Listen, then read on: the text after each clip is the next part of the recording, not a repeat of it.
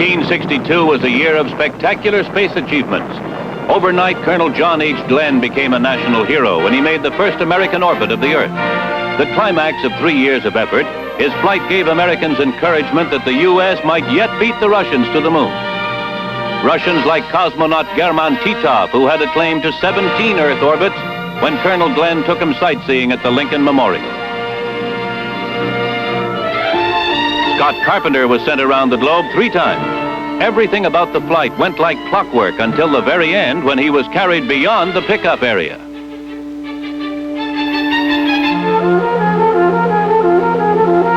The astronaut was the target of spectacular rescue operations as frogmen and airborne medics shooted down to bring him to safety.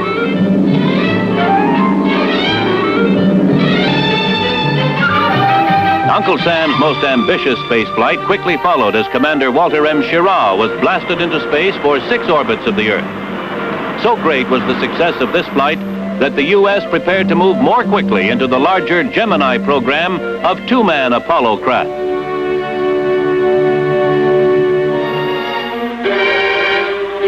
Russia, meanwhile, scored the space coup of the year when they orbited 2 men.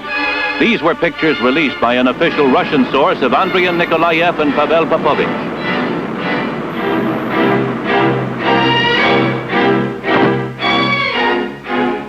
In Vostok 3, the first cosmonaut made 64 circuits of the Earth in 94 hours. His companion's record was almost as impressive.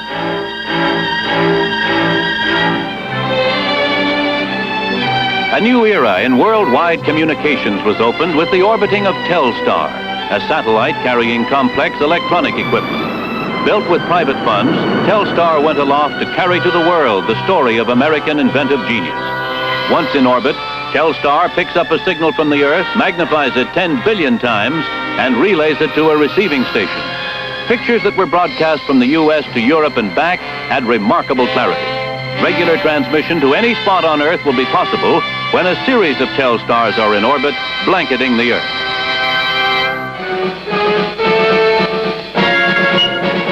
Seven and a half years of a bloody war for independence came to a climax in Algeria as that African nation won its freedom after 132 years of rule by France. Death had stalked the streets during the long strife, and casualties mounted into the hundreds of thousands. Troops of the new nation marched through the streets of Algiers and Oran in triumph, but political turmoil took over in the wake of the fighting. Rightists were pitted against leftists, and when the smoke of the power struggle cleared, Vice Premier Ben Bella emerged as the strong man and took over control of Algeria.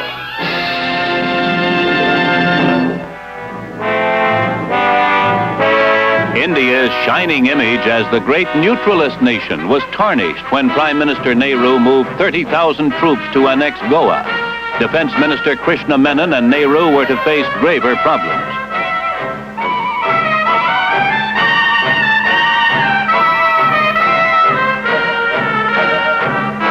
India's northern frontier was invaded by Red China, and her free people mobilized to meet the threat. India had been ill-prepared to defend herself, and Defense Minister Menon was deposed.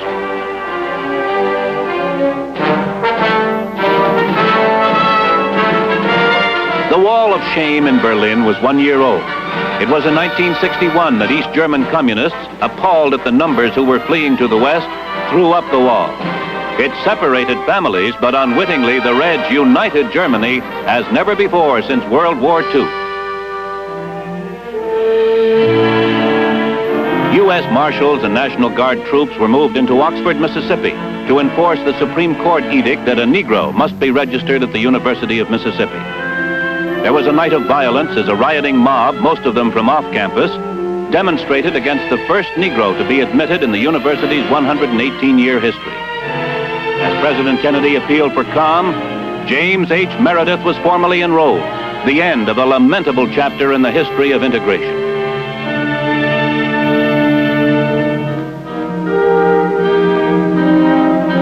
Death came to one of the world's most extraordinary and beloved women. As First Lady, she made that role a dynamic one.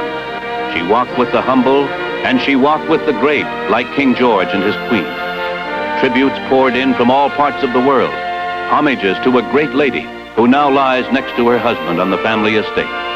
First Lady of the world, she leaves a legacy of accomplishment.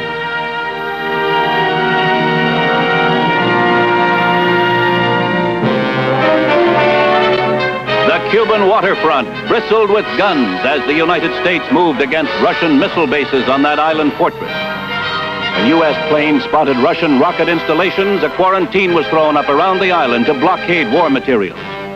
Cuba put 100,000 men under arms in fear of an invasion. It was final proof that Castro was but a Soviet puppet taking orders from Moscow. U.S. planes flying over Cuba brought back the evidence that moved the Organization of American States to vote unanimously to back the U.S., and the Western allies followed. This was the red duplicity that was unmasked and brought an ultimatum from President Kennedy. Shall be the policy of this nation to regard any nuclear missile launched from Cuba against any nation in the Western Hemisphere as an attack by the Soviet Union on the United States, requiring a full retaliatory response upon the Soviet Union.